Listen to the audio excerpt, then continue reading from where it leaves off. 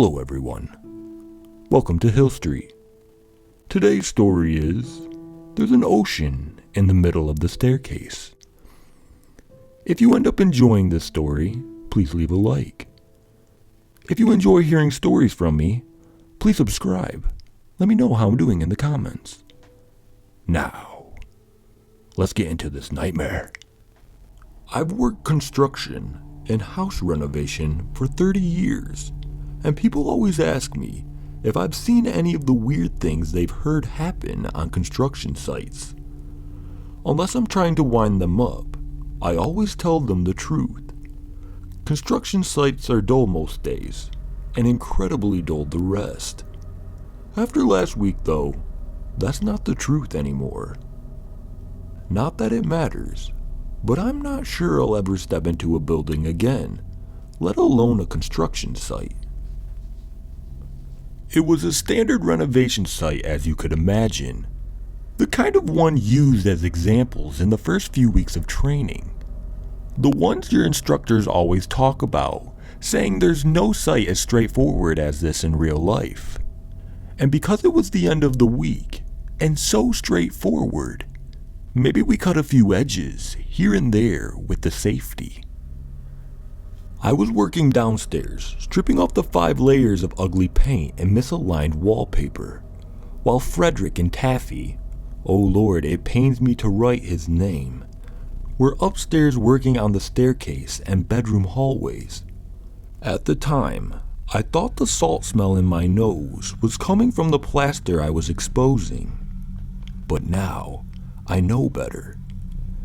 I'd pause to work out if I removed the skirting board now or later, and what the risk would be if I did it alone. When I heard a shout, then a splash from upstairs. I panicked because the plumbers weren't on site and the water was meant to be shut off, and there was no way we were ready for a leak. I dropped my stuff and ran around the corner without calling it in first. When I got to the bottom of the staircase, the smell of salt hit me like a rogue wave on a stormy day.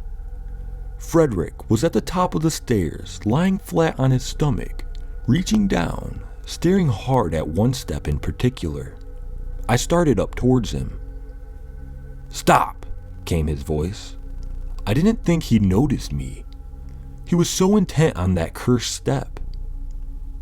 "Where's Taffy? Are the pipes leaking? Do we need to get out?" "Taffy, he was there, and now he's gone," Frederick said. I finally took in what Taffy had been doing. I could see his tools stool about, and his jacket slung over the staircase. He'd been ripping up the carpet runner from top to bottom, all on his own, all without checking.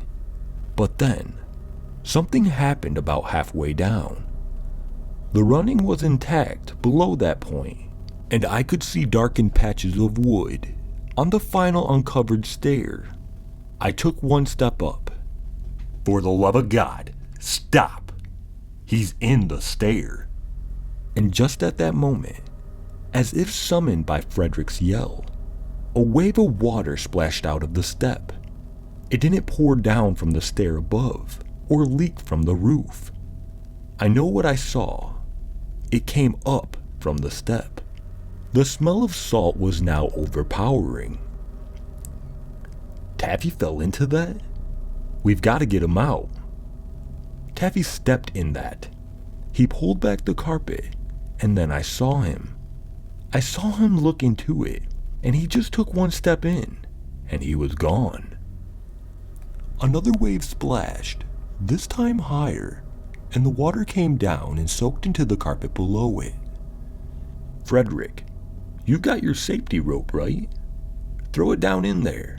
Maybe he can pull himself out." "I'm not doing anything. I'm not moving.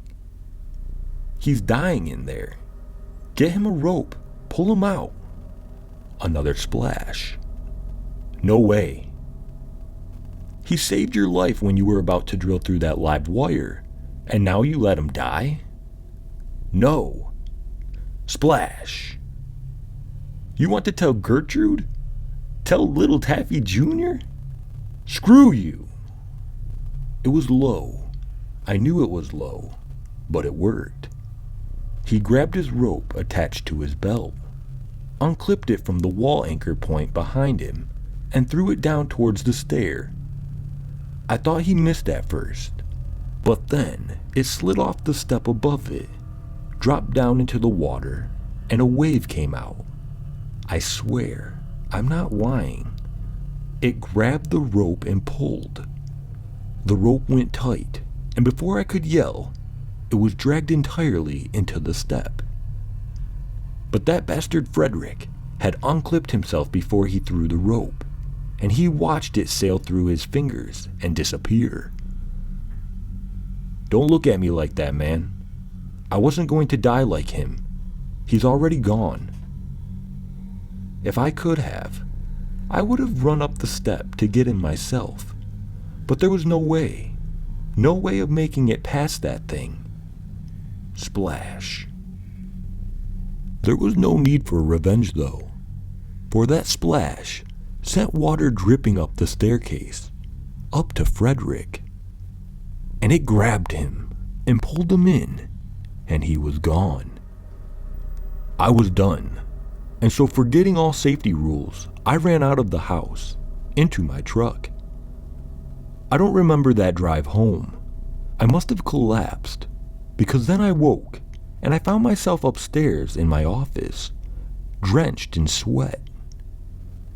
I'm writing this for you, in hope it serves as a warning. Someone may find this book and share my story. I can't. The doors and windows are shut and closed here. Downstairs is my only way out, and downstairs is only the sea.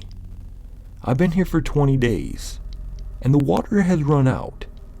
I can smell the salt and hear the waves. I think I can last no more. I hope whoever finds this journal finds my body at peace. I worry that you won't find it at all. The end. That was There's an Ocean in the Middle of the Staircase. If you ended up enjoying this story, please leave a like. I hope you all have had a great day, and have a good night.